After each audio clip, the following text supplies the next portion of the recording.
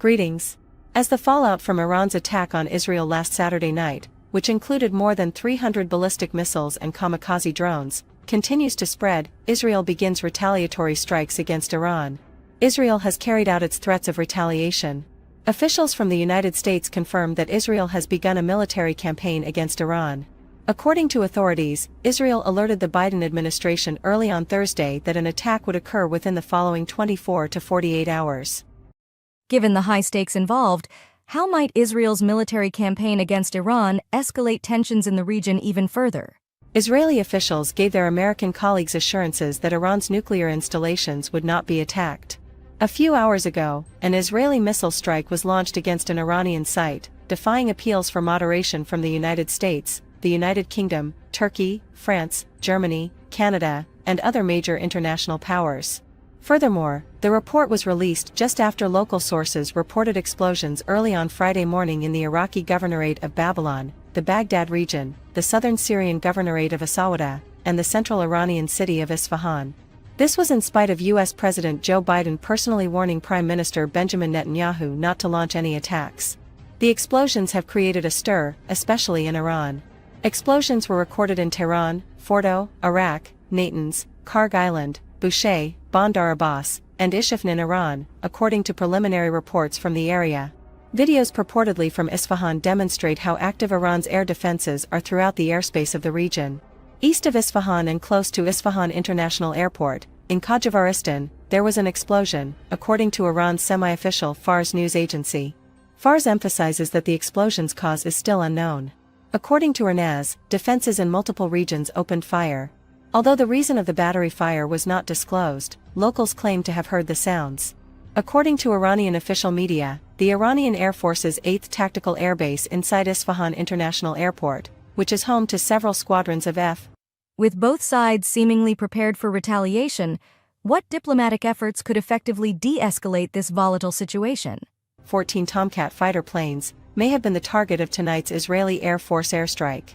Flight trackers revealed that 8 aircraft, including 6 Emirati flights, diverted from their intended paths, and that numerous flights headed for Iran turned back. Senator Marco Rubio of Florida stated shortly after news of the purported Israeli missile strikes broke that Israel is able to strike targets inside Iran from aircraft over Syrian and Iraqi airspace without actually entering Iranian airspace. We can also assume that the United States was aware of Israel's attack based on this comment. Naturally, the U.S. administration has not yet released an official statement as we are filming this video. Following Israel's pledge to retaliate against an Iranian drone and missile strike on the country on Saturday night, there were explosions. The Iranian strike was a reaction to an Israeli bombing that was supposed to have killed Mohammad Reza Zahedi, a senior Revolutionary Guards commander in charge of Iran's activities in Syria and Lebanon, and targeted a building close to the Iranian embassy in Damascus. Israel targeted the city of Ghaziawarstan, which is close to Isfahan Airport and the Army Air Force's 8th Fighter Base. This suggests that the Revolutionary Guards were the primary target of the Israeli operation.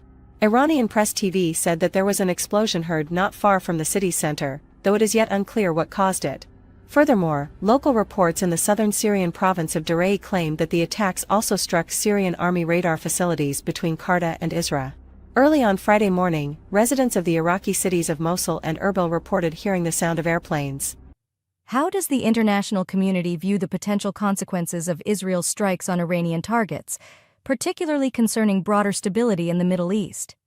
Israel was cautioned against taking military action against Iran a few hours prior by Hossein Amir Abdullahian, the Iranian foreign minister.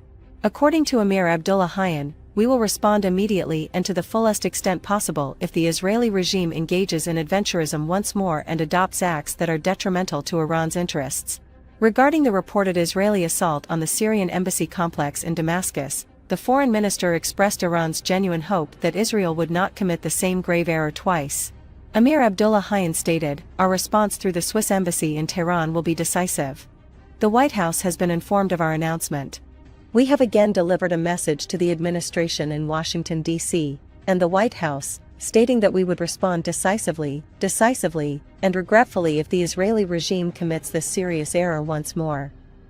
Amir Abdullahian added that the intention was to take equitable action and permit everyone Iran fired missiles and drones against Israel on Saturday in retaliation for Israel's allegedly suspicious strikes, all while staying within the minimal limits. Finally, Emir Abdullahian said, "We are known to be capable of reacting." He did, however, issue a warning, saying that our next move would be swift and severe if Israel decided to retaliate.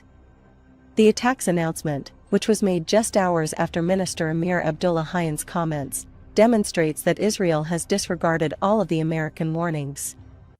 Amidst the flurry of accusations and counterattacks, what role could third-party mediators play in facilitating dialogue between Israel and Iran?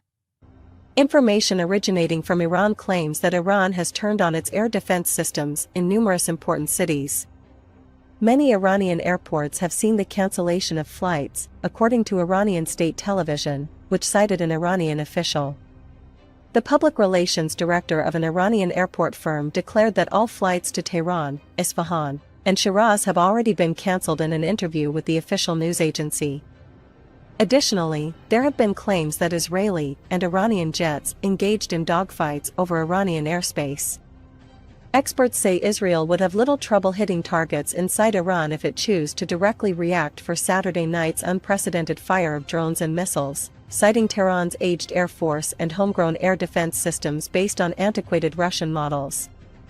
Iran, according to former IAF Air Defense Chief Brigadier General Zvika Haimovich, is a tactical ballistic missile and drone superpower. Another problem is air defense.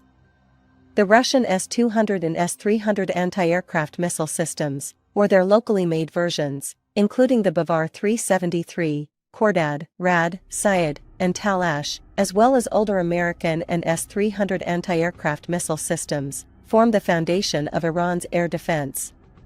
Iran still makes good use of some that date back to Shah Mohammad Reza Pahlavi's rule in the 1970s.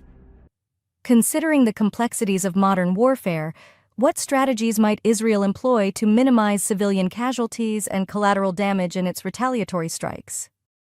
Israeli pilots have years of experience with similar systems because they have been in use in Syria since 2015. Our Air Force, the air forces of the coalition, and Brigadier General Zvika Haimovich have all flown in this atmosphere. They are adept at navigating this system. I will show them respect, but dealing with Iran won't really be that difficult. According to independent assessments, effectively hitting Iranian military bases in the west and south may provide Israel with a greater difficulty than dodging Iranian surface-to-air missiles.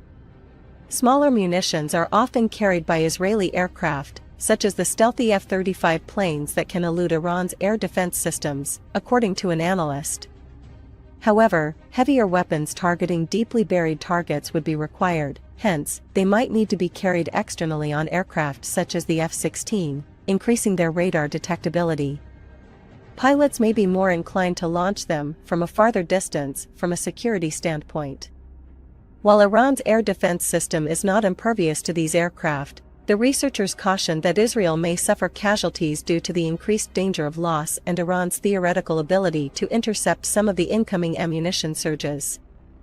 The onslaught resulted in only one wounded as Israel and its allies shot down the great bulk of the roughly 300 drones and missiles that were fired at Israel during the course of Saturday and Sunday morning.